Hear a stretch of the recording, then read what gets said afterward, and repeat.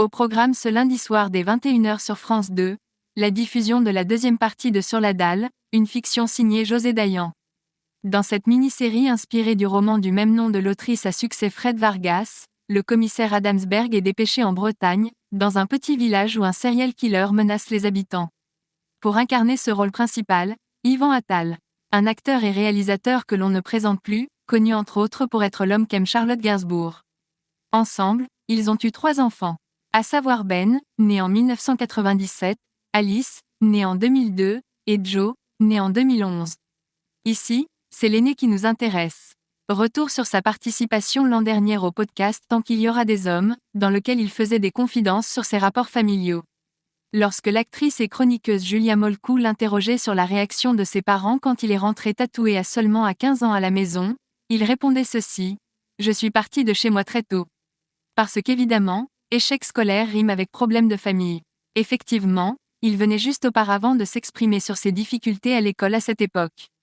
Avant donc d'évoquer sa fugue du foyer familial, Ben Attal, qui s'est récemment marié, s'est retrouvé sur le canapé d'un copain, lui qui travaillait à ce moment-là à l'atelier de Joël Robuchon. Il a une formation de chef cuisinier, en plus d'avoir fait quelques apparitions au cinéma, notamment dans des films de son père comme Mon chien stupide en 2016. Ben Attal cache sur son style de vie assez compliqué. C'est un rythme de vie qui fait qu'on ne rentre pas très souvent à la maison.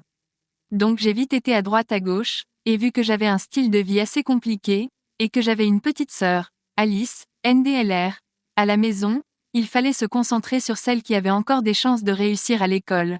Rire, ajoutait-il, soulignant ici un certain désintérêt de ses parents à son égard, ce qui l'avait alors poussé à prendre son envol malgré son jeune âge. Ce sont des parents séfarades qui étaient très inquiets pour moi.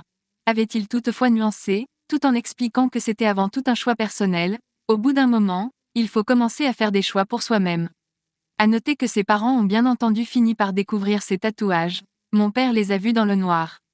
Je passe pour prendre des habits à la maison, lui est dans sa chambre, je passe pour lui dire « bonsoir », il m'a regardé, il m'a fait « c'est quoi sur ta main ?» Il m'a dit « fous-moi le camp », il n'était pas très content. Depuis, tout a changé. Hier, je suis allée dîner avec ma mère, j'étais avec mes sœurs, et en rentrant je me suis dit « ah, c'est quand même bien d'être en famille ». Sa relation avec ses parents et ses sœurs semble donc bien meilleure.